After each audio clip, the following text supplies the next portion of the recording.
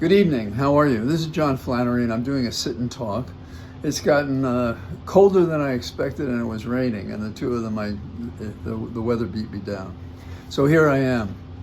Today was a magnificent day for we the people, because on the backs of two congressmen, one Republican and one Democrat, we broke the back of the Speaker of the House, the Republican, Johnson, and the so-called President of the United States, Trump, on the question of whether or not to release the Epstein files, the files that encompass a sex trafficking ring that had as its focus children, just not tolerable, and that's what we had.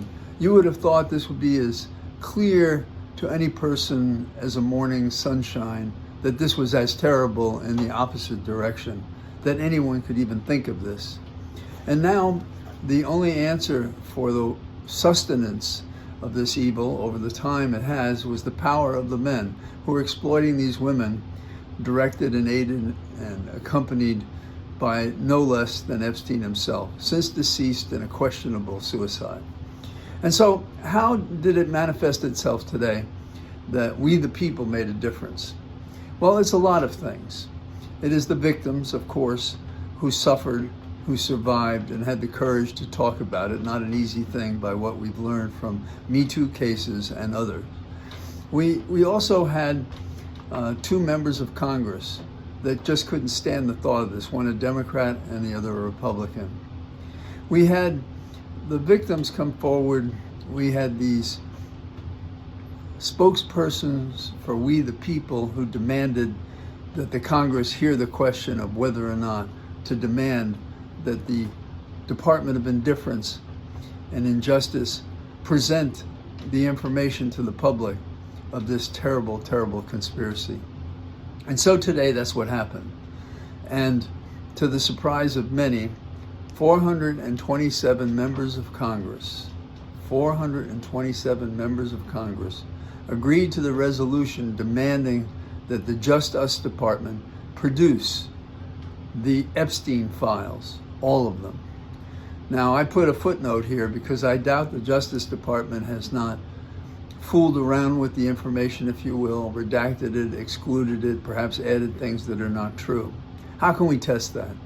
We can test that by what the victims know. We can test that by the Republican production of 20,000 documents. We can test that by those emails and files that the Democrats had and released. So we have a way to check all of this. And we'll also know by the resistance we get when and if it occurs, as we can expect from Trump. We'll know how much good faith comes from the executive. I would expect none, because if there's anything that is clear about this entire controversy, is that Trump feels this will hurt him, because we know he doesn't give a damn about anybody else. Now, there was one person who voted for the resolution. He's a congressman from Louisiana. But there are 435 members in Congress. And so that means some people just didn't vote.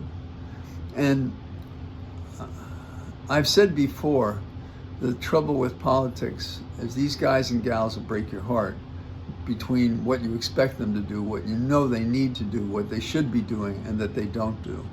And these are issues like this one.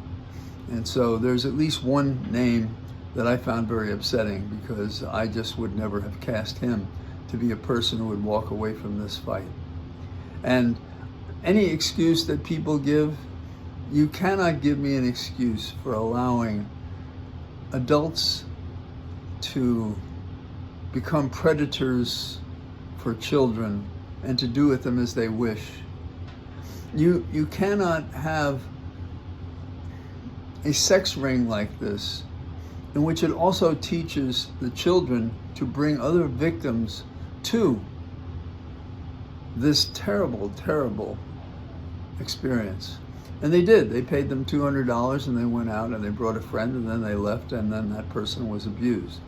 That's what they were doing. The Trump lie that could not be denied, I think, is part of the reaction among those that we have not found partners and other issues, they come before the public. Of course, some are saying it's an issue that would matter with the voters, but there have been others before this, and it just hasn't shaken loose the positions that MAGA has been taking. And now they're split, and they're split for a good reason. Somehow or other, they tweaked onto the fact that this is different. This is horrible. Now, that sounds empty and obvious when I say it, but we've seen this before. They talk about maybe Bill Clinton is involved in these names. And if he is, he should pay for it. But there was an interesting aspect of the Clinton affair that seems to make sense here. You may remember that George Stephanopoulos was in the Clinton White House, and Clinton had assured his staff and others that there was nothing to these charges. And they had worked in campaigns and known him for years, and they believed him and so forth. But Stephanopoulos could never get over the fact that Clinton had lied to him. And Clinton made somewhat light of George Stephanopoulos' objection. And I thought that was wrong. I thought that was wrong as a leader, but I understand that politics is a contact sport, and ethics are sometimes left at the door. And I did work on the impeachment of Clinton, that is defending against it in this sense. Assuming everything they said was true, the offense that he committed, having, if you will, an affair or sexual intimacy with Lewinsky, that was not an impeachable offense. And it certainly was distasteful. Better people would have resigned, all of the above. So now we find ourselves, if we can compare in some fashion these events, this attack on so many young people, and with the help of adults and with the help of other children that are convinced to give up their friends, and to do it to young students, 15 years old, who come from poor families, broken families, have had minor criminal charges themselves, and convince them to bring other children into the fold so that these adults could take advantage of these children. The notion of teaching younger children to hurt others for $200 a referral is horrible, in a way that has hurt so many children for so long, going back these many years when this began. And we the people were a force for calling out any tolerance to the evil of which some would remain silent and ignore. There was a lot of people who saw this and came forward, and it's not easy to do that. And they see what happens to those who complain. The intolerance, brushing them aside, the defamation, hurting them in every way possible, but still they persisted because their own individual identity and their concern for others could not be ignored. You know, I've seen Congresswoman Green up close and personal with the victims. And a question that we can't answer today, and we will over time, was she sincere?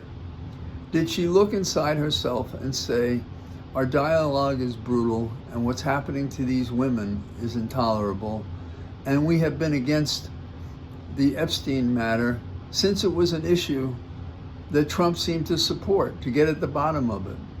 And maybe that's because he only thought there were Democrats involved. I don't know why he'd think that. Of course, he's not beyond manipulation, whatever the actual facts are. And maybe many people in the movement, the MAGA movement, believed that this, on a list of things they really cared about, this was important. Now, I'm not giving a bath of innocence to anybody who has been knowingly telling lies about this, including those about Epstein, and they still persist. But they seem to be a shrinking number of offensive people who make great pretense at serving the nation when in fact they're compromising it. They're not preserving and protecting it. They're actually working like mad to eliminate the input of people to talk about what's wrong with America.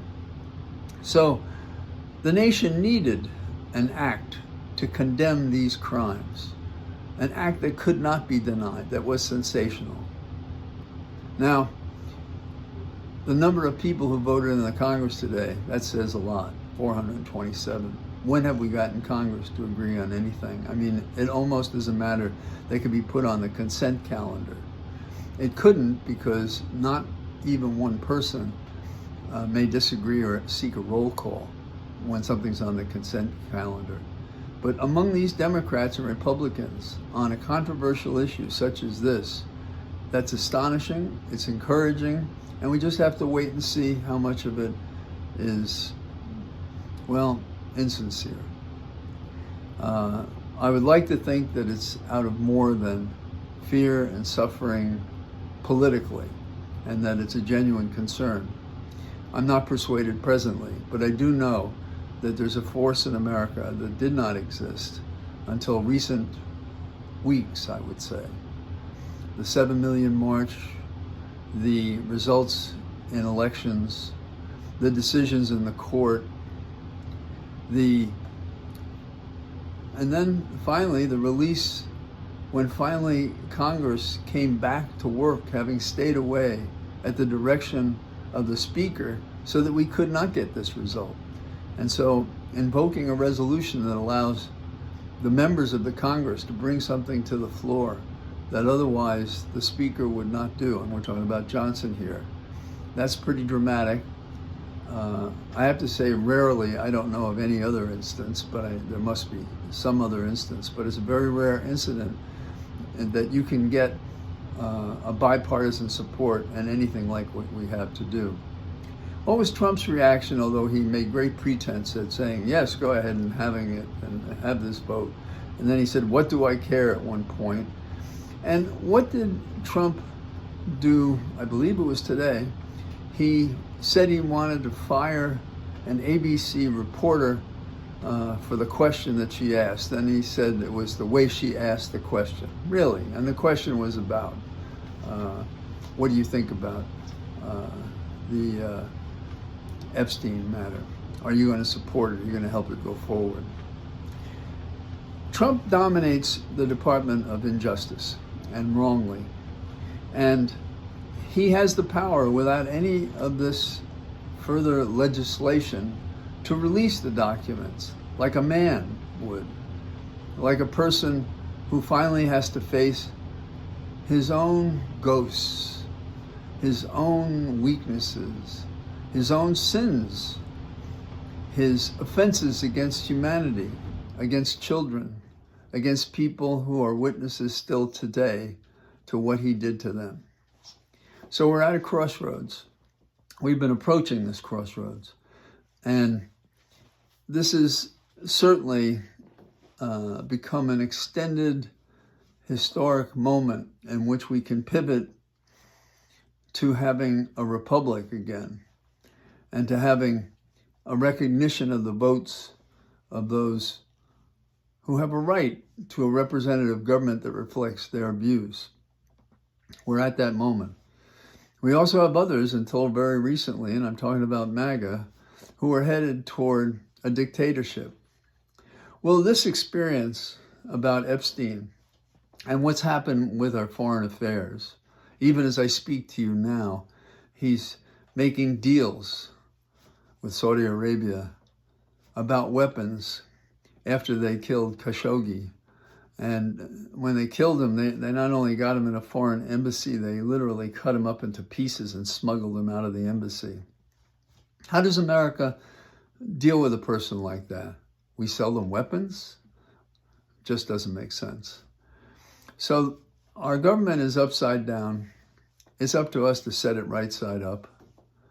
It would be wonderful if we could disagree in an old-fashioned way about matters without lying, without torturing, pressing, cajoling in a way that is not American. Oh, it's happened. No question it's happened. In that sense, yes, it's American, but it's of the demons within the political process, invoked from time to time by different people since the beginning of our history. And we've been in a place trying to perfect our republic. Well, we've suffered a serious setback, perhaps going back to 2012 until now. And it's up to us to use the tools that were created by the founders and to respect and enforce the privileges and rights that give us the freedom that we have, so that we have equal justice before law, and that we recognize each other as a quilt of difference, colors, stitches, all of which gives us a power. It's not a deficit, it's a power that we get along and use the differences that we have in ability and looks and religion and politics, and we bring it together and create something special for the future. This is a clarion call, what's happened in the House today, in the sense of come join and let's rejuvenate America rather than discriminate and destroy America. So those are a couple of thoughts I have, and with any luck, I'll be out tomorrow if it's not raining and ice cold. All the best. Bye-bye.